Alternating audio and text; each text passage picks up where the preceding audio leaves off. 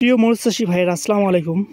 আজকে আপনাদের মাঝে শেয়ার করব বর্তমান বর্ষার সিজনে এই মরিচ ক্ষেতের গোড়া পচন রোগ অর্থাৎ এর হাত থেকে কীভাবে রক্ষা করতে পারবেন সেই বিষয় নিয়ে আমি কথা বলবো। বন্ধুরা, বর্তমান মরিচের চাহিদা অনেক বেশি, এর দামও অনেক ভালো বাজারে, সবসময় এর বাজার চড়া থাকে।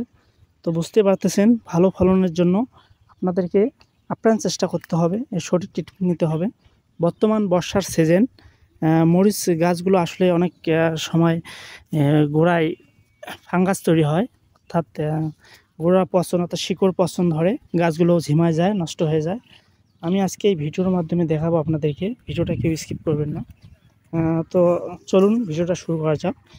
আসলে আমাদের বর্তমান যে আকাশের অবস্থা, প্রতিনিয়ত বৃষ্টি ধরতেছে, তো এই কারণে গাছের গোড়ায় পচনটা বিশেষ করে আক্রমণ করতেছে বিশেষ করে।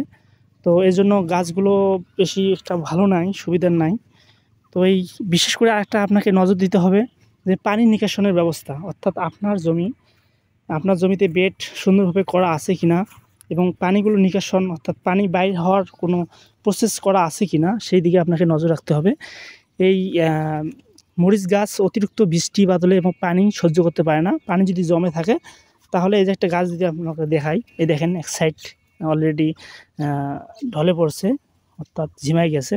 আস্তে আস্তে এই গোড়াটা আক্রমণ করছে, যেহেতু পুরো গাছটা এরকম হবে। একটু রোদ হলেই এটা হবে। বর্তমান আবহাওয়া একটু শীতল, অর্থাৎ বৃষ্টি অলরেডি রাত্রে হইতেছে প্রতিনিয়ত। এর থেকে আপনাদেরকে আগে মূল এটা করতে হবে যে পানি নিকাশন, অর্থাৎ সুন্দরভাবে বেড করে, এই যে বেডগুলো আছে আপনাদেরকে দেখাইতেছি, এই যে মরিচ ক্ষেতগুলো দেখেন, পাশে একটা মরিচ ক্ষেত আছে। এগুলো অনেক জায়গায় মরিচ অলরেডি গাছ মরে গেছে, তো এগুলো একটু যত্ন করা হচ্ছে। আর বিশেষ করে পোকামাকড় তো আছেই, দেখা যাচ্ছে লাল মাকড়ের আক্রমণ, এটা নিয়ে আমি পরে কথা বলবো। আগে মূল বিষয় নিয়ে কথা বলি। আপনার যদি গাছেই না থাকে, এই দেখেন এই গাছগুলো দেখেন, আপনার যদি গাছেই না থাকে, গাছ মরে যায়, তাহলে কি করবেন? মূলত আগে সেটা চেক করতে হবে, পরে পোকা আমরা সেটা দেখবো, পরে কীটনাশক নিয়ে আমি কথা বলবো। তখন আমি ছত্রাক নিয়ে কথা বলবো।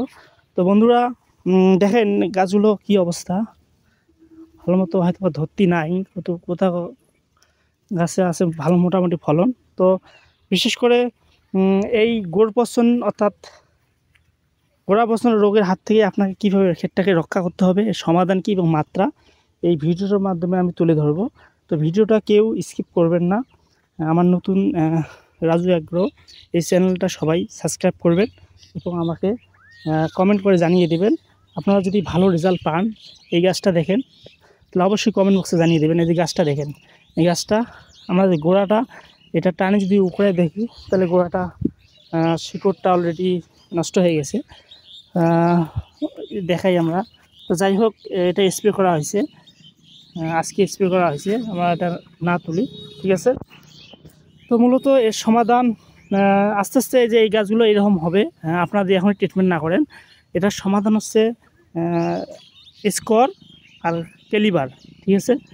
স্কর আর কেলিবার দিয়ে যদি আপনারা স্প্রে করেন, অর্থাৎ এই গাছটা দেখা যাচ্ছে যে আপনার যে এখানে ঝামড়িছে অর্থাৎ ঝিমাই গেছে, বুঝতে পারবেন। তাহলে 1 ইঞ্চি উপরে, গোড়া থেকে 1 ইঞ্চি উপরে আপনারা এক নলা দিয়ে সুন্দরভাবে গাছের গোড়া ভিজে স্প্রে করতে হবে। গাছ ভিজে স্প্রে করবে, যেন তেন করে স্প্রে করলে হবে না। আপনারা অনেক কী করেন, উপরে হালকা পাতলা স্প্রে করে যান, কিন্তু এর গোড়ায় পৌঁছে না, এই জন্য ভালো রেজাল্ট আসে না। দেখা যাচ্ছে আপনার শিকড়ের সমস্যা, এই শিকড়টা আগে আপনাকে এখান থেকে ভিজাইতে হবে। আপনার গোড়াটা সুন্দরভাবে একটু করে নলার একটু লুজ করে সুন্দরভাবে এক নলা দিয়ে গোড়াটা ভিজাই দিলে তাহলে এর কাজটা সাকসেস হবে, ঠিক আছে। আপনারা এই স্কর আর কেলিবার, এই দুটা, কেলিবার অর্থাৎ কার্বনডাজিম, স্কর, এই দুইটা দিয়ে যদি আপনারা স্প্রে করেন, ইনশাআল্লাহ আমি আশা করি আপনি বাকি গাছগুলোকে সেভ করতে পারবেন।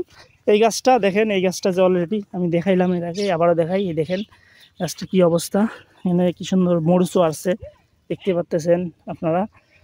তো তাহলে এইভাবে আপনারা দিয়ে স্প্রে করেন, তাহলে ভালো রেজাল্ট পাবেন। চলুন এখন এর মাত্রা আমরা জানবো। স্কর প্রতি লিটার পানিতে 1 মিলি করে, আর কেলিবার আপনারা দিয়ে 3 ড্রাম করতে পারবেন, এক পাতা দিয়ে 3 ড্রাম।